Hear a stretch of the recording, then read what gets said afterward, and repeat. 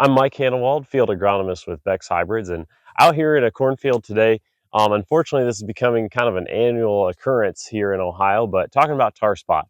We've got one of the first earliest sightings here this year in 2024 in a field. I'm near Edgerton, Ohio, up in the far northwest corner of the state, and in an irrigated field, which is where we would expect to find it first because of the damp leaves. And I think that's why we're seeing it. So we'll start off and talk about conditions that tar spot requires. So the more hours of wet leaves that we have, like what we have here mid-morning from last night's dew, the more hours of wet leaves, the faster that tar spot can grow and develop. It needs moisture. And so for the areas of the state that have received plenty of rainfall, or just the cool night temperatures providing dew, or in this case, irrigation in this field, all of those things are contributing factors to for tar spot to grow and develop. If we would turn dry, we would expect tar spot to slow down its development. But even just evening dew is enough for it to grow and spread throughout the plant. Now we're just seeing some early infections here in this field, and so if we look in close here and take a look, we can see only in the lower part of the plant so far we seeing those spots. And so you see the black spots, and the way to identify tar spot is that you see the black spots that come through on both sides of the leaf. And so you can see those starting to show up here on the underside of the leaf, and they don't scratch off um, as you try and scratch them off the leaf. And so that tells you that it's tar spot. If it rubs off, it's just insect droppings and nothing to worry about. Now you saw that I pulled this leaf from very low in the canopy, and that's something we're seeing that's different with tar spot this year as opposed to years past.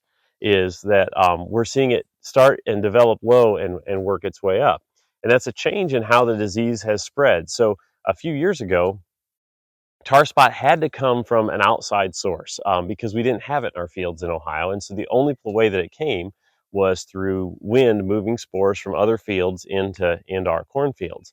However, now that we've had it for several years, a lot of our fields that were corn 2 years ago had tar spot, and we're rotating back to corn, and there's still 2-year-old residue here in the field, and that those spores can release from there and start to work their way up the plant. We used to say as soon as you saw a black spot, you needed to be out in the field spraying. However, now that it's developing from the lower part of the plant, I don't think we need to be in as quite a bit of a panic. It seems to behave a lot like gray leaf spot does, where it starts in the lower leaves and works its way up. And until we get up here near the ear leaf, I think we've got some time to get those applications made.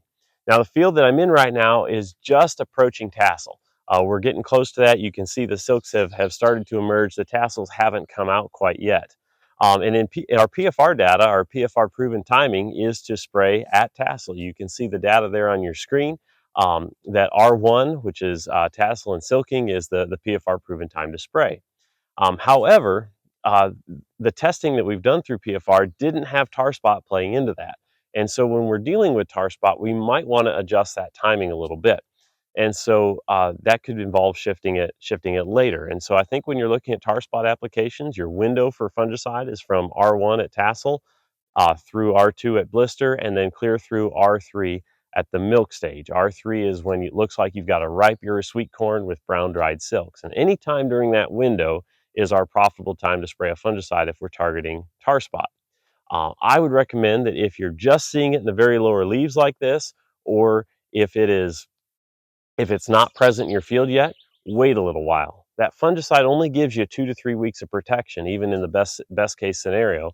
And so we don't want to spray too early and have tar spot come in later and cause some issues, and then have to make a second pass. Especially with lower grain prices, anything we can do to keep our costs down tends to be a good move. And so if we can keep it to one fungicide pass, that's going to be a good idea. One last thought I want to leave you when it comes to fungicide timing is trying to avoid spraying during pollination. If you have tar spot and have to get out there and spray, by all means get it taken care of. But if you have the option to avoid spraying during pollination, there can be some benefits, and that comes down to vomitoxin. There's no fungicide that will prevent you or guarantee that you won't get vomitoxin in the fall. That's highly dependent on other conditions, both now and later in the growing season, that we can talk about later. However, spraying during pollination could potentially reduce the amount of vomitoxin that you have. So we had a study that we did last year at London PFR where we sprayed just prior to pollination, kind of the time frame we're looking at here, where the tassels are just getting ready to emerge, and we compared that to spraying during pollination. And we saw that when we sprayed just prior to pollination, we actually had a little bit bigger yield increase, but then we also saw a lower vomitoxin score. And so spraying during pollination combined with the vomitoxin, favorable conditions for vomitoxin later on, can actually give you a higher number.